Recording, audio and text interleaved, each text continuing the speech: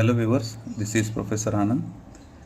In this video we are going to see the analysis of continuous beams. So for that we need to create a new folder, giving a folder name as STAAD Pro and opening the software. Here a new project we need to select, space, and the file name we can give any one which we need to recognize it later on. I am here giving a continuous beam, and location has to choose where the files has to be saved. So on this desktop I have created this folder and selecting length unit and force units and finish it off. So in this screen we got a default grid liner which I am going to close it, and this is what the problem statement in this video we are going to see, and the spans are 6 meters are there, and we are going to model it. So first it is starts from 0, and second is 6 meter, and third is another 6 which includes 12, and third span is 6 meter again, it is 18 meter total. So we are taking in the front view, adding the beams from node to node, first span, second span, and this is third span. Each span has got 6 meters. The one end is fixed and the other 3 supports are provided with pin end supports, and in this we have to provide a property, that is the sectional property. Here I am giving 0.45 by 0.23 section dimension and assigning to the whole view for the whole 3 spans. Now I am going to take these supports. As we have seen, one end is fixed, this is a fixed one, and another end is pinned one. The fixed end is assigned the fixed one, and pinned end are 3 supports providing pinned end supports. This is what the support conditions as we have this in the problem statement. Now we are going to check the span of the length of the each span, 6 meter, 6 meter, and 6 meter. So on all these 3 spans we got various kinds of loads which is acting, right? So first load is UDL, second is concentrated moment, and third one is UVL load. In this now we have to go to load definition, creating the load cases for that.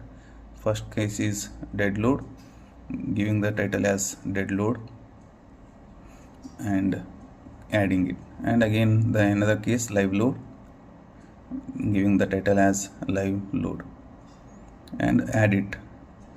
So the combination you can take both including dead load and live load, the combination of both. And here I am going to add the load values in the load case, dead load, the self weight I am applying as a dead load of the structure, and in the live load case I am going to apply those 3, the first span, second span, and third span. In the first span we got UDL load of 3 meter, intensity of 16 kilonewton per meter length.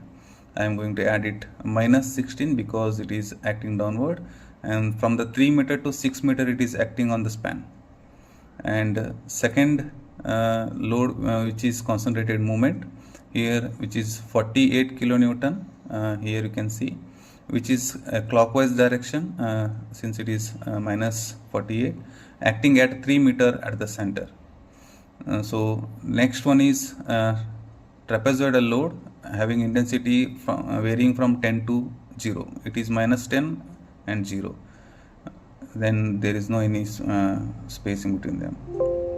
Assigning the self weight to the whole structure and assigning the first load to the first span, assigned to selected beam and assigned. You can see the third span. And second span we got a concentrated moment. Okay. In the third span we got trapezoidal moment, trapezoidal load, and second span we'll just check it, the minus 48. We'll check it now. Yes, it is there. Okay. Now we got this concentrated moment in the clockwise direction as we have seen in the problem statement. Now the moment scale is reduced to take the screen picture and labels for load views. So this is what the problem statement what we had now. Now we have created it and taking the picture of it. Now we'll go for analysis, taking the all and adding it. So running the analysis. After the analysis we got 0 errors, and we can go for post processing mode. In this post processing mode we can take the load case, which is load combination of the both. Taking the bending moment, holding the control and scrolling up the mouse, we can enlarge this bending moment diagram, and we can have the view values of bending moment for all end, maximum and midpoints. And this is what the maximum bending stresses we can see in the from the live load as well as for the combination of both. So we can take this screen shot so to have the reports. And again we can go for a shear force diagram, and again holding the control button and scrolling it up, viewing the results, view values, beam results, and taking shear force at ends, maximum as well as mid span. So these are the shear force values.